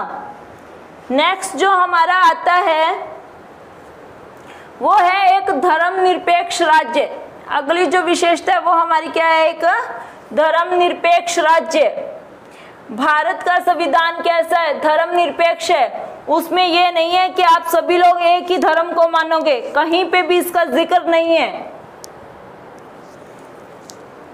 इसमें किसी एक विशेष धर्म को भारत के धर्म के रूप में मान्यता नहीं देता है हमारा भारत का संविधान, इसीलिए इसको क्या बोला जाता है? धर्मनिरपेक्ष बोला जाता है। और संविधान में जो इसके प्रावधान दिए गए हैं धर्मनिरपेक्ष लक्षणों को दर्शाता है, उसके बारे में हम थोड़ा सा पढ़ेंगे कि वर्ष जब 1976 में 42वां संशोधन हुआ था तो उसमें हमारी जो प्रस्तावना है उसमें एक शब्द जोड़ा गया था। वो शब्द कौन सा था? धर्मनिरपेक्ष। जब हमारे संविधान का संशोधन होता है तो उसमें जो हमारी प्रस्तावना है उसमें क्या है? प्रस्तावना कितनी है हमारे संविधान की? सिर्फ एक प्रस्तावना है। उस प्रस्तावना में एक शब्द और जोड़ा गया, वो कौन सा था? धर्मनिरपेक्ष। वो हमारा कौन सा था? धर्मनिरपेक्ष शब्द जोड़ा गया था। प्रस्तावना में क्या है? जो भी भारतीय नागरिक हैं उनकी जो आस्था है, अर्चना है, उनका जो विश्वास है, उनकी क्या है? स्वतंत्रता की रक्षा करता है। प्रस्तावना क्या करता है? भारत के जो नागरिक हैं उनकी आस्था है, उनकी जो पूजा अर्चना है, उनका जो विश्वास है, उसकी स्वतंत्रता की क्या है? रक्षा करता है। नेक्स्ट है हमारा, किसी भी व्यक्ति को कानून के समक्ष समान समझा जाएगा। कोई भी व्यक्ति है उसको कानून के समक्ष समान समझा जाएगा, उसको कानून की समान सुरक्षा प्रदान की जाएगी। ऐसा नहीं है कि कोई भी अमीर है तो फैसला उसके हक में हो जाएगा, ये डिपेंड नहीं करता है। न्यायिक जो व्यवस्था है वो क्या देखती है? सभी को एक समान देखती है, उसके सामने अमीर गरीब कुछ नहीं है, जाति वर्ग का कोई भी भेद नहीं है। तो ये हमारे कौन से अनुच्छेद में आता है? जो हमारा समानता का अधिकार, अनुच्छेद 14-15। अब यहाँ पे उसका जिक्र किया गया है। अनुच्छेद 14 में हमारा क्या आया कि किसी भी व्यक्ति को कानून के समक्ष, कानून के सामने समान समझा जाएगा और कानून की जो है समान ही सुरक्षा प्रदान की जाएगी। जो हमने समानता का अधिकार पढ़ा था मौलिक अधिकारों में, मौलिक अधिकारों में समानता का अधिकार पड़ा था, उसमें अनुच्छेद 14 का जो जिक्र है, जो प्रावधान किया गया था, जो विवरण दिया गया था, वो विवरण ये है। फिर है, धर्म के नाम पर किसी प्रकार का कोई भेदभाव नहीं किया जाएगा। जो समानता का अधिकार है उसमें क्या है? धर्म के नाम पर किसी से भी कोई भी भेदभाव नहीं होगा। ये क्या है? अनुच्छेद 15 में। अनुच्छेद 15 का जो विवरण क्या कह रहा है कि धर्म के नाम पर किसी से कोई भेदभाव नहीं किया जाएगा। नेक्स्ट है हमारा, जो सार्वजनिक सेवाएं होती हैं उनमें क्या है, सभी जो नागरिक होते हैं उनको समान अवसर दिए जाएंगे। जितने भी नागरिक हैं सभी को समान अवसर दिए जाएंगे। ये किसमें, अनुच्छेद 16 में दिया गया है। यह अनुच्छेद हमारे 16 में दिया गया है। और हर व्यक्ति को किसी भी धर्म को अपनाने व उसके अनुसार पूजा अर्चना करने का अधिकार है। ये कौन से अनुच्छेद में दिया गया है, अनुच्छेद 25 में। और मौलिक अधिकार जो है हमारा, धर्म की स्वतंत्रता का अधिकार, ये क्या है हमारा, अनुच्छेद 25 का विवरण दिया गया है। फिर है हर धार्मिक समूह अथवा इसके किसी हिस्से को अपने धार्मिक मामले के प्रबंधन का अधिकार है। ये कौन से अनुच्छेद में किसका विवरण है, अनुच्छेद 26 का। ये अनुच्छेद 26 का विवरण है।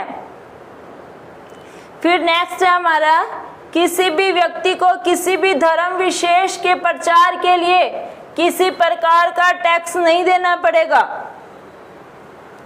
किसी भी व्यक्ति को किसी भी धर्म विशेष के प्रचार के लिए किसी प्रकार का कर नहीं देने की जरूरत है, वो कर देने के लिए बाध्य नहीं होगा। ये विवरण कहाँ किया गया, अनुच्छेद 32 में। तो नेक्स्ट जो हमारा है वो है, किसी भी सरकारी शैक्षिक संस्थान, जो हमने पढ़ा था ना संस्कृति और शिक्षा का जो अधिकार है, अब हम यहाँ उसका जिक्र कर रहे हैं। किसी भी सरकारी शैक्षिक संस्थान में किसी प्रकार के धार्मिक निर्देश नहीं दिए जाएंगे। उन्हें यह नहीं बोला जाएगा कि आप इस धर्म को अपनाएंगे तभी यहाँ पढ़ पाएंगे, कोई मतलब नहीं है। सबको समान शिक्षा का अधिकार मिलेगा, चाहे वो किसी भी धर्म जाति वर्ग से हो। तो ये कहाँ दिया गया हमारा, अनुच्छेद 28 में। नागरिकों के किसी भी वर्ग को अपनी भाषा, अब वो क्या है, उनकी जो संस्कृति है, जैसे उनकी अपनी एक मदर टंग होती है, लिपि और संस्कृति को संरक्षित रखने का अधिकार है। ये किसमें है, अनुच्छेद 29 में। जो हमारा संस्कृति और शिक्षा का अधिकार है उसमें क्या है, अनुच्छेद 28 में किसका विवरण किया गया है, हमारी शिक्षा को लेकर। और 29 में हमारे किसको, जो वर्ग है वो क्या है, अपनी संस्कृति, जो अपनी भाषा अपनी लिपि है उसको क्या है, सुरक्षित रख सकता है। नेक्स्ट है हमारा, अल्पसंख्यकों को अपनी पसंद की शैक्षिक संस्थानों में स्थापना करने और उन्हें संचालित करने का अधिकार है। जो हमारे अल्पसंख्यक लोग होते हैं वो क्या है, अपनी पसंद के शैक्षिक संस्थानों की स्थापना करने, जैसे कि अभी हमारी जो सांस्कृतिक जो होती हैं, जो होती है शास्त्र विद्या जो होती है वो भी इंसान अपना क्या है, स्टार्ट कर सकता है। और जो हमारे स्कूल वगैरह हैं, जो छोटी संस्थाएं हैं बच्चों को पढ़ाने के लिए, उनके लिए ज़रूरी नहीं है कि वो क्या है, उन्हें क्या यहाँ से अधिकार प्राप्त हो जाते हैं, उनको वो चला सकते हैं। तो ये किसके अंदर है, अनुच्छेद हमारे 30 में इसका जिक्र किया गया, अनुच्छेद 30 में। फिर राज्य के जितने भी नागरिक हैं सबको क्या है, समान नागरिक संहिता बनाने के लिए प्रयास करेगा।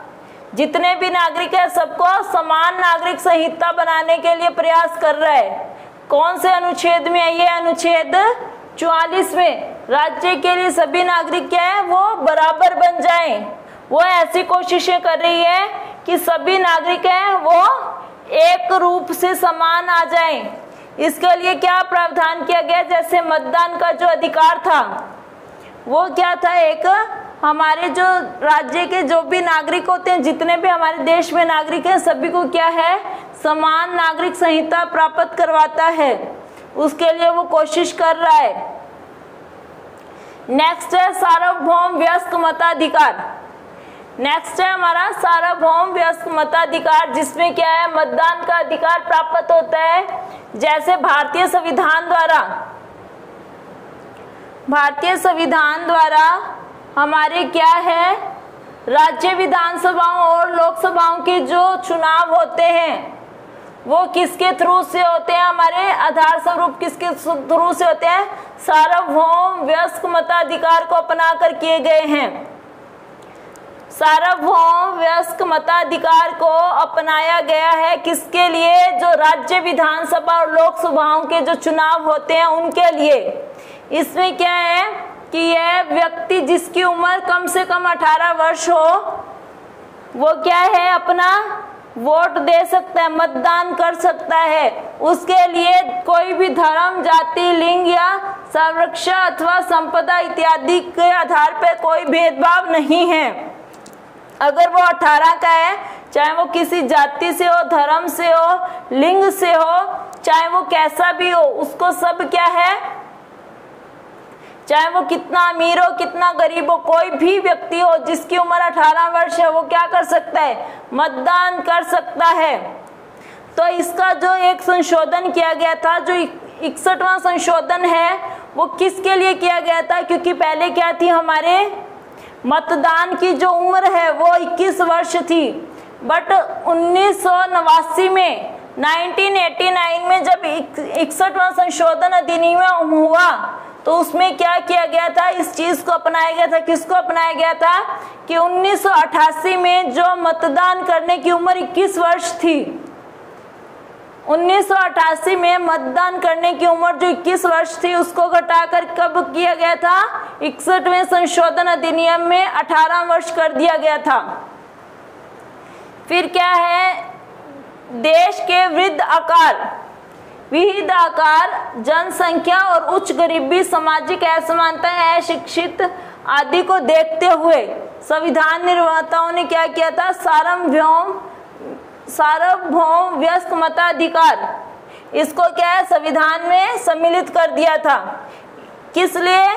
इससे क्या है कि जो पिछड़े वर्ग के लोग हैं, जो मतलब गरीबी रेखा से नीचे आ रहे हैं, जो सामाजिक रूप से असमान है, जो अशिक्षित है, उनको भी क्या है, दूसरे जो लोग हैं उनके बराबर लाने के लिए तो संविधान निर्माताओं ने ये जो है सार्वभौम वयस्क मताधिकार का जो है एक संशोधन करके ये जो लागू किया था, सार्वभौम वयस्क मताधिकार, ये जो विशेषता डाली है ये क्या है हमारी, एक तो सहायक है क्योंकि इसमें क्या है, सभी लोगों को क्या है, प्रोत्साहन मिलता है, और इसकी क्या है, इसका जो प्रयोग है वो सराहनीय भी है। क्यों है, इसकी सराहना क्यों की जानी चाहिए?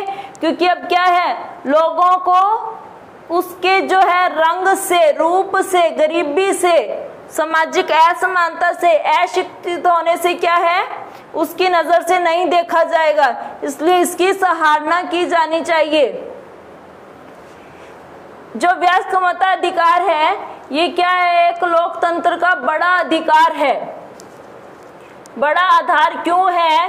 क्योंकि इसमें क्या है, आम जनता का जो स्वाभिमान है, उसमें आम जनता का जो स्वाभिमान है उसका क्या होता है,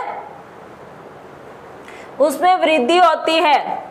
फिर समानता का जो सिद्धांत है वो क्या करता है, ये लागू कर देता है यहाँ पे, क्योंकि सभी को बराबर के अवसर प्रदान होते हैं, सभी को अपने हितों की रक्षा करने का अवसर देता है, कमजोर वर्ग के लिए नई आशा और प्रत्याशा को जगाता है। इससे क्या होता है, जो कमजोर वर्ग के लोग हैं उनमें भी क्या है, एक हौसला आता है, वो भी मोटिवेट हो जाते हैं। नेक्स्ट है हमारा एकल नागरिकता। भारत का जो संविधान है वो हमारा क्या है, एकल नागरिकता का एक लेके आता है, विशेषता लेके आता है। इसमें क्या होता है कि जो भारत का संविधान है वो फेडरल है। इसके लिए दो लक्षण है, एक तो एकल और एक संघीय। इसके दो लक्षण कौन से हैं, एकल और संघीय। इसका प्रतिनिधित्व है जिसमें क्या है, एकल नागरिकता का, लेकिन इसमें क्या है, एकल जो नागरिकता है सिर्फ उसका प्रावधान है, जिसमें क्या आती है, भारतीय नागरिकता। जैसे अमेरिका जैसे देश में क्या होता है कि एक व्यक्ति को उसको देश की नागरिकता तो मिलती है, पर वो जिस राज्य में रह रहा है, जिस स्टेट में रह रहा है, उसकी भी उसे नागरिकता प्राप्त होती है। अब वो क्या है, उसको क्या है, डबल जो है बेनिफिट मिलता है। उसको क्या है, वह अधिकारों के दो समूहों का लाभ उठाता है। कौन सा, एक तो राष्ट्र सरकार द्वारा और एक राज्य सरकार द्वारा। लेकिन हमारे भारत में क्या है, सिर्फ एकल नागरिकता है। इसमें सभी नागरिकों को, चाहे वो किसी भी राज्य में पैदा हो, उसे क्या है, संपूर्ण देश में नागरिकता के समान राजनीतिक और नागरिक अधिकार प्राप्त होते हैं, उसमें कोई भेदभाव नहीं किया जाता। नेक्स्ट हमारा पॉइंट है स्वतंत्रता निकाय। नेक्स्ट पॉइंट है स्वतंत्र निकाय। इसमें हमारा क्या होता है कि जो विधायिका और कार्यपालिका है, जो सरकार के केंद्र और राज्य हैं, वो क्या है, न्यायिक अंग का उपलब्ध करवाता है, उनको न्यायिक अंग उपलब्ध करवाता है। कुछ स्वतंत्र न्यायों की ये क्या करता है, स्थापना भी करता है। स्वतंत्र न्याय जो है निकाय, ये क्या करता है, कुछ जो हमारी विधायिका कार्यपालिका होती है और जो सरकार में क्या आते हैं, केंद्र और राज्य आते हैं, और उनमें जो न्यायिक अंग आते हैं वो उपलब्ध करवाते हैं। लेकिन इसमें क्या है, कुछ निकायों की ये क्या करता है, स्थापना करता है, जिसमें क्या है, भारत सरकार के लोकतांत्रिक जो तंत्र है उसके क्या है, महत्वपूर्ण जो स्तंभ है वो कौन से हैं। इसके जो महत्वपूर्ण हमारे स्तंभ है वो कौन से हैं, विधायिका, कार्यपालिका और सरकार में केंद्र और राज्य। नेक्स्ट जो हमारा आता है वो क्या है कि संसद और जो राज्य है उनमें क्या है, विधानसभाएं। जो हमारे संसद और राज्य हैं उनमें जो है विधानसभाएं, भारत के जो राष्ट्रपति है और भारत के जो उपराष्ट्रपति है उनके लिए क्या है, स्वतंत्र और निष्पक्ष चुनाव। स्वतंत्र और निष्पक्ष चुनाव हो, उसको क्या सुनिश्चित कौन करता है, निर्वाचन आयोग। उनको सुनिश्चित करने हेतु कौन सा आयोग हमारा है, निर्वाचन आयोग सुनिश्चित करते हैं उन चीजों को। तो उसके नेक्स्ट जो हम पढ़ेंगे इसी का ब पार्ट, इसमें क्या है, हमारा राज्य और केंद्र के जो खाते हैं, हमारा राज्य और केंद्र के जितने भी खाते होते हैं उनको कौन नियंत्रण करता है, भारत का नियंत्रक एवं महालेखाकार। वो क्या करता है, जनता के जो पैसे होते हैं, जो हम लोगों का पैसा होता है उसको क्या करता है, संरक्षण करता है, उसके संरक्षण होते हैं। कौन होते हैं, राज्य और जो केंद्र सरकार है उनके जो खाते होते हैं उनके अनुरक्षण के लिए जो भारत का नियंत्रण और महालेखाकार है वो क्या करता है, जनता के जो पैसे होते हैं उनका संरक्षण होता है। उसके द्वारा क्या है, सरकार द्वारा जो भी खर्चे किए जाते हैं उसको वैधानिकता और उनके क्या है, हमारे जो वैधानिकता और उनके उचित होने पर टिप्पणी करते हैं। हमारा जो इसका सहज जो भाग है उसमें हम पढ़ेंगे संघ और लोक सेवा आयोग। संघ लोक सेवा आयोग जो है और अखिल भारतीय जो सेवाएं होती हैं उनमें जो उच्च स्तरीय केंद्रीय जो सेवाएं होती हैं उनमें जो परीक्षाएं होती हैं उनका आयोजन करता है और उनको अनुशासनात्मक मामलों पर किसकी राय ली जाती है, राष्ट्रपति की। जो भी हमारे अनुशासनात्मक जो हमारे होते हैं अनुशासनात्मक मामले, उन पर किसकी टिप्पणी ली जाती है, किसकी सलाह ली जाती है, हमारे राष्ट्रपति की सलाह ली जाती है। इसमें सलाह किसकी ली जाती है, राष्ट्रपति की सलाह ली जाती है। और संघ लोक सेवा आयोग अखिल भारतीय सेवाएं, उच्च स्तरीय केंद्रीय सेवाएं जो होती हैं उनको किसके द्वारा किया जाता है, उनमें भर्ती किसके द्वारा की जाती है, परीक्षा का आयोजन करके उनकी भर्ती की जाती है। नेक्स्ट है हमारा राज्य लोक सेवा आयोग।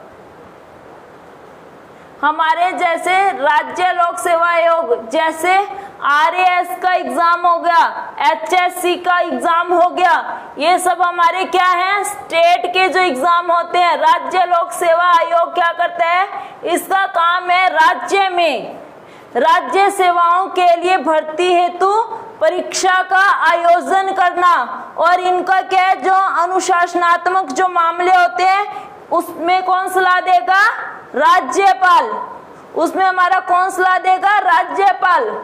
और हमारे पहले उसमें कौन सलाह दे रहा था, जब संघ की बात थी उसमें कौन सलाह दे रहा था? हमारा अखिल भारतीय जो सेवाएं थी उनके लिए कौन सलाह दे रहा था? अनुशासनात्मक जो मामले थे हमारे उसमें राष्ट्रपति सलाह दे रहा था। और इसमें राज्य के लिए कौन सलाह देगा? राज्यपाल। विभिन्न प्रावधानों यथा कार्यकाल की सुरक्षा निर्धारित जो सेवा शर्तें होती है वो क्या करता है? भारत की जो संचित निधि है वो क्या करती है? भारत के जो विभिन्न व्यय होते हैं उनके जो माध्यम से संविधान क्या करता है? इन इकाइयों की जो है स्वतंत्रता को सुनिश्चित करता है। कौन सुनिश्चित करता है? हमारा संविधान सुनिश्चित करता है। नेक्स्ट है हमारा आपातकाल प्रावधान। आपातकाल प्रावधान में हमारा क्या होता है? जब भी हमारे आपातकाल की स्थिति से प्रभावशाली ढंग से निपटने के लिए भारत के संविधान में क्या किया गया है कि राष्ट्रपति के लिए वृहद आपातकालीन प्रावधानों की व्यवस्था की गई है। इसमें राष्ट्रपति को 3 शक्तियां दी जाती है। एक तो है हमारा अनुच्छेद 352, अनुच्छेद 356 और अनुच्छेद 360। इसमें क्या है? प्रावधानों में संविधान में शामिल करने का उद्देश्य क्या था कि जो देश की संप्रभुता है, एकता और अखंडता है, उस और जो सुरक्षा है उसके लिए क्या है? संविधान और देश के जो लोकतांत्रिक जो ढांचे होते हैं उनको सुरक्षा प्रदान करना है इसका कार्य। आपातकालीन जो प्रावधान है वो किसके लिए है? राष्ट्रपति के लिए है। किसमें है? हमारे भारत के संविधान में। इसका उद्देश्य क्या था? देश की संप्रभुता का, एकता और अखंडता और सुरक्षा का, देश और संविधान की जो लोकतांत्रिक जो ढांचे है उसको सुरक्षा प्रदान करना है इसका काम। अब क्या है? संविधान में 3 आपातकाल की विवेचना की गई है। आपातकालीन की जो 3 जो स्थिति है उनके बारे में बताया गया है। सबसे पहले हमारा राष्ट्रीय आपातकाल युद्ध। अगर हमारा राष्ट्रीय आपातकाल कोई ऐसा युद्ध हो जाता है, कोई बाहरी आक्रमण हो जाता है, कोई सशस्त्र विद्रोह पैदा हो जाता है तो उसमें क्या है? राष्ट्रीय अशांति फैलती है उससे। उस व्यवस्था को किसमें दिया गया है? अनुच्छेद 352 में। ये यहाँ पे पूर्ण विराम है, अनुच्छेद 352 में। फिर दूसरा क्या है? ये तो हमारा था अगर राष्ट्र में आपातकालीन जो स्थिति पैदा हुई है उसका। फिर दूसरा है हमारा राज्य के अंदर आपातकाल अगर स्थिति जब उत्पन्न हो जाती है तो उसमें क्या होता है? राष्ट्रपति शासन लागू हो जाता है। तो इसको हम क्या बोल सकते हैं? राष्ट्रपति शासन। राष्ट्रपति शासन हमारे कौन से अनुच्छेद के थ्रू से लगता है? 356। अनुच्छेद 356 में राष्ट्रपति जो शासन है उसका क्या किया गया? उल्लेख किया गया है। इसमें क्या है? राज्य में संवैधानिक तंत्र की अगर असफलता हो जाए, जो संवैधानिक तंत्र जो हमारा राज्य का जो सरकार चल रही है वो पूर्ण रूप से असफल हो जाए और जो केंद्र के जो निर्देश हैं उनका क्या अनुपालन न हो, उसमें क्या असफलता प्राप्त हो जाए तो हमारा क्या होगा? राष्ट्रपति शासन लागू हो जाएगा। इसमें धारा कौन सी है? 356, अनुच्छेद 356। फिर है वित्तीय आपातकाल। वित्तीय आपातकाल क्या है कि भारत की जो हमारी आर्थिक जो स्थिति है, जो हमारी वित्तीय स्थिरता है, अगर उसमें कोई भी संकट आता है तो किसके उसका प्रावधान कहाँ किया गया है? अनुच्छेद 360 में। ये तीनों शक्तियां किसे प्राप्त हैं? राष्ट्रपति को। ये तीनों राष्ट्रपति के अंडर में आती हैं। राष्ट्रपति अपने हिसाब से आपातकालीन स्थिति में अपने फैसले ले सकता है। तो वो अनुच्छेद 352, 356 और 360 ये 3 जो है स्थितियां, आपातकालीन जो स्थितियां हैं वो 3 अनुच्छेदों में बांटी गई है। अनुच्छेद 352, जिसमें राष्ट्र में आपातकाल अगर कोई युद्ध है, बाहरी आक्रमण हो जाता है, तो 352 में राष्ट्रपति शासन लागू करना है किसी भी राज्य में। अगर किसी भी राज्य की सरकार की विफलता होती है तो राष्ट्रपति शासन लागू होता है। राष्ट्रपति शासन कितने समय तक इसकी अवधि होती है? 6 मंथ, 6 माह इसकी अवधि होती है राष्ट्रपति शासन की। राष्ट्रपति शासन क्या है? 6 माह तक ही रह सकता है। उसके बाद में क्या है? दोबारा वहां क्या करवाने पड़ते हैं? इलेक्शन करवाने पड़ते हैं। फिर है आपातकाल के दौरान देश की जो पूरी सत्ता है वो किसके हाथ में चली जाती है? केंद्र सरकार के हाथ में चली जाती है। और राज्य है उन पे किसका नियंत्रण चलेगा? केंद्र का नियंत्रण चलेगा राज्य पे। संविधान में क्या है? संशोधन किए बगैर क्या है? देश का जो ढांचा है वो संघीय से एकात्मक हो जाता है। इसमें संशोधन करने की जरूरत नहीं है। इसमें संशोधन करने की जरूरत नहीं है। बिना संशोधन के भी क्या होगा? अगर आपातकाल कोई भी स्थिति आती है तो बिना संशोधन के क्या है? संघीय से जो संघीय हमारा देश का जो ढांचा है संघीय से वो क्या हो जाता है? एकात्मक हो जाता है। इसमें केंद्र और राज्य अब अलग अलग नहीं रहेंगे, सिर्फ एक ही शासन चलेगा। क्यों? कौन सा? केंद्र सरकार के हाथों में पूरा का पूरा इसका नियंत्रण चला जाता है। फिर राजनीतिक तंत्र का जो संघीय है, यानी कि सामान्य जो परिस्थितियां उसके दौरान क्या होती है? जो एकात्मक जो एकात्मक कब होता है? हमारा आपातकाल के दौरान होता है। उसमें क्या होता है? परिवर्तन होता है। ये हमारी क्या है? एक अद्वितीय विशेषता है संविधान की। हमारे संविधान की अद्वितीय विशेषता क्या है? कि जो सामान्य परिस्थितियों के दौरान यानी कि राजनीतिक तंत्र का संघीय रूप और हमारे आपातकाल के दौरान जो भी परिवर्तित होते हैं संविधान में, जो भी परिवर्तन आते हैं, एकात्मक परिवर्तन आता है एकदम से, तो वो क्या है? हमारे संविधान की एक अद्वितीय विशेषता है ये संविधान की। नेक्स्ट है त्रिस्तरीय सरकार, जो हमारे मूल रूप से क्या है? जो संघीय संविधान है वो अन्य क्या है? भारतीय जो संविधान है उनमें 2 स्तरीय राज्य व्यवस्था होती है। कौन कौन सी? केंद्र व राज्य।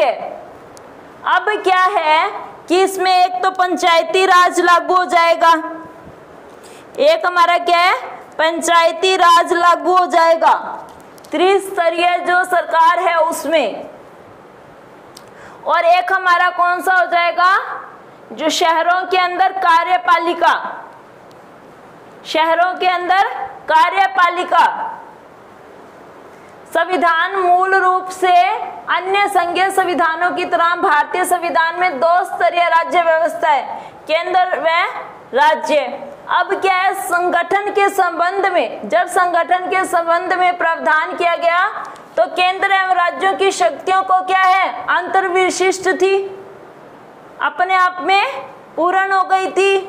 बट अब उन शक्तियों को क्या किया गया? और बांट दिया गया। वर्ष 1992 में 73वां संशोधन हमारा कब हुआ? 1992 में। और 74वां संशोधन भी हमारा कब हुआ? 1992 में। हमारे संविधान का 73वां और 74वां संशोधन कब होता है? 1992 में। उसमें क्या है? 3 स्तरीय, उस संशोधन में क्या है? 3 स्तरीय सरकार का प्रावधान किया गया था, जिसमें एक क्या थी? हमारी पहले क्या थी? केंद्र और राज्य तो थी, अब क्या किया गया? एक स्थानीय सरकार को भी प्रावधान कर दिया गया, जो विश्व के किसी और संविधान में नहीं है, सिर्फ हमारे भारत के संविधान में है। फिर भारत में एक नया भाग जोड़ा गया। नया भाग कौन सा जोड़ा गया? 9वां भाग जो है जो 9 कै है। हमारे संविधान में एक नया भाग 9 कै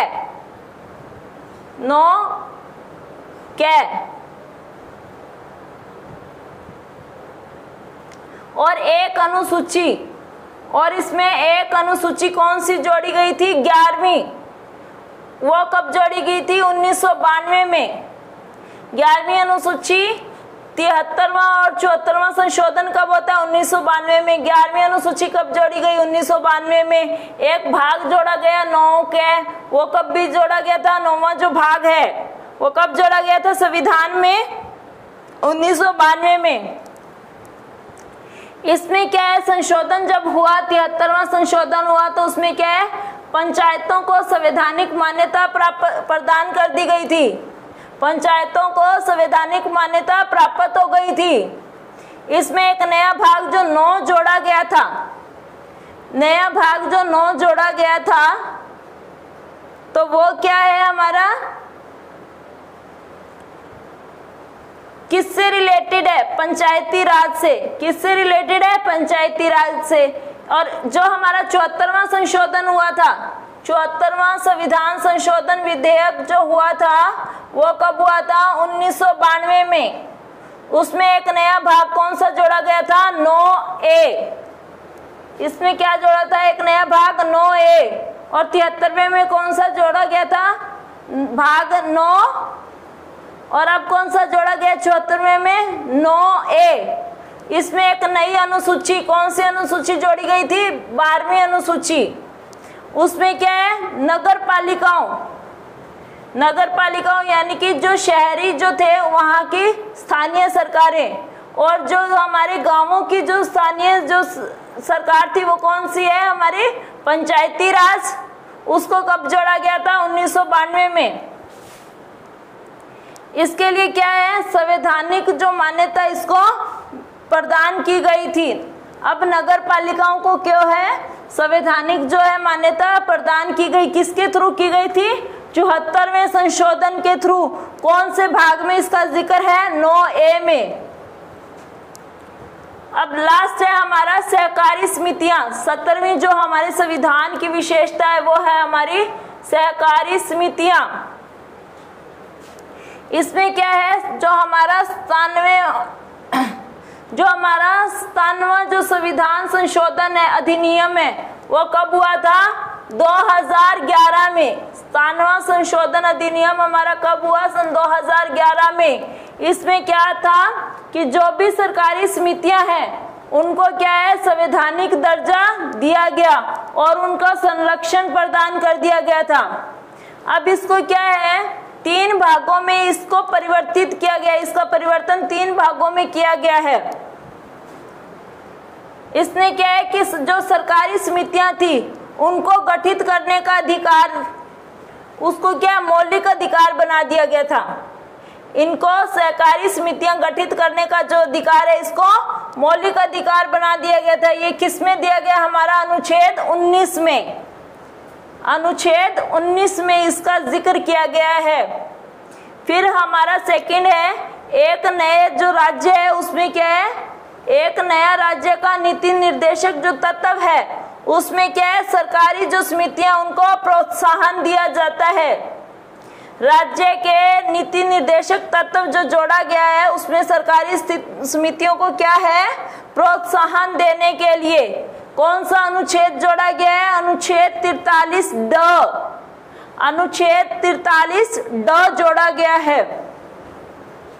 नेक्स्ट जो हमारा है, इसमें जो हमने 3 परिवर्तन देखे वो कौन से हैं? लास्ट वाला हमारा, इसने क्या किया, संविधान का जो भाग है, पहले 9A था, अब एक हमारा कौन सा है, 9B।